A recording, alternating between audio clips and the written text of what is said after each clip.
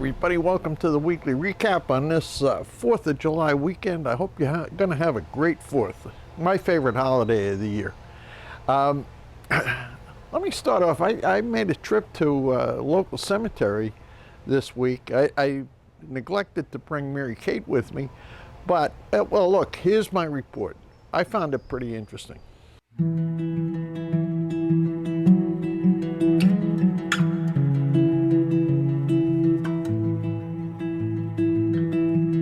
I was doing some Google research the other day about the role of Morristown during the Civil War. And that led me here to Holyrood Cemetery in Morristown. The cemetery dates from 1875 and it's got over 12,000 people buried here. But there's one grave in particular that I'm looking for. It's the grave of the man who founded the cemetery. He was a priest named James Sheeran.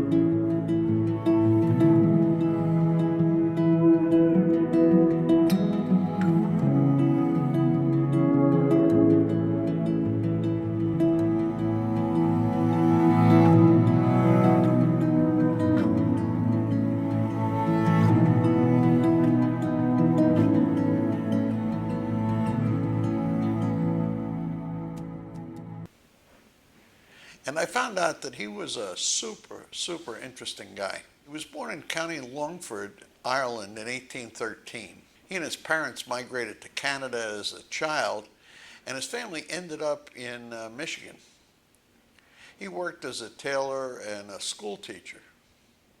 He got married in 1842, and when his wife died in 1849, he entered the priesthood and served at a parish in New Orleans. When the Civil War broke out in 1861, he enlisted in the 14th Louisiana Rifle Regiment as a chaplain.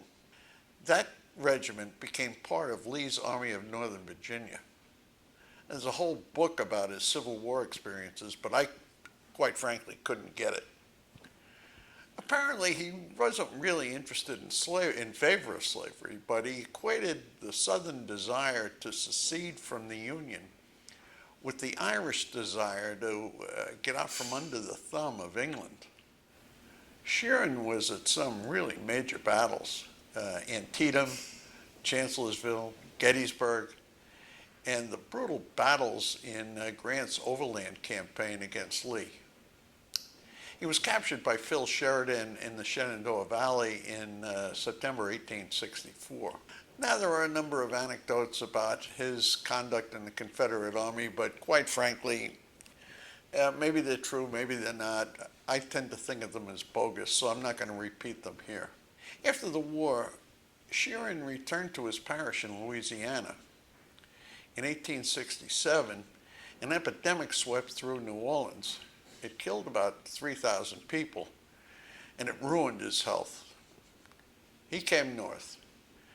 He was looking for better weather, better health, and a new assignment.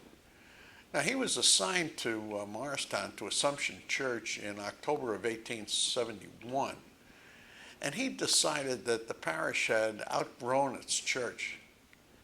It had been built in 1848 on what is now the site of the present rectory. Right next door, there was a lot, and that's where he decided to put his new church. The cornerstone was laid on June 30th, 1872. The church was completed just about a year later. After building the church, Sheeran bought these 15 acres on Whippany Road and put in this cemetery. He ended up having a stroke and died on April 3rd, 1881. He was only 68. They buried him right here in the cemetery that he created. Yeah, I'll tell you what an interesting guy.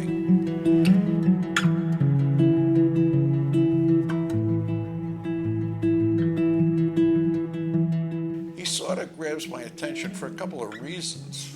The first one is, I'm a huge fan of the Civil War. I read a lot of books about it. And this is sort of unusual. So there's that. But also, I go to Mass on Sundays in the church that he built, James B. Sheeran. There's another famous grave in this cemetery that's also tied to the Civil War. It's the grave of a court-martialed Union general, but that's a story for another time. This is this week's famous grave. Yeah, I don't know how this priest got on with the people in Morristown. I mean, Morris County sent something like 3,000 soldiers to fight in the Union Army. And Morristown, of course, contributed, I don't know how many, it's some part of that 3,000. But these people apparently accepted this priest even though he was fought with the Confederacy. Now, he didn't fight, he was a chaplain, but still, I think it's kind of remarkable. Well, this week we went to a couple of baseball games, Tim, Matt, and I certainly enjoyed watching them play. I don't get footage at baseball games because you're always sitting behind cyclone fences, and it just results in lousy video. So that's sort of my report for this. Well, I should tell you, I've been busy, actually, quite busy. And one of the things I did was to get reacquainted with my old drone. This is a DJI Spark. It's a little reasonably inexpensive drone. The problem with it is, as simple as it is and small as it is, you need to spend some time acquainting yourself with the controls and all that kind of stuff. So I spent some time practicing with this. And also I got a new camera. And the camera, this is a Sony ZV-1. It is tiny. Look at this thing. It does absolutely everything. It's, for any of you camera fans out there, it's full frame, it shoots 4K video, it does all kinds of stuff.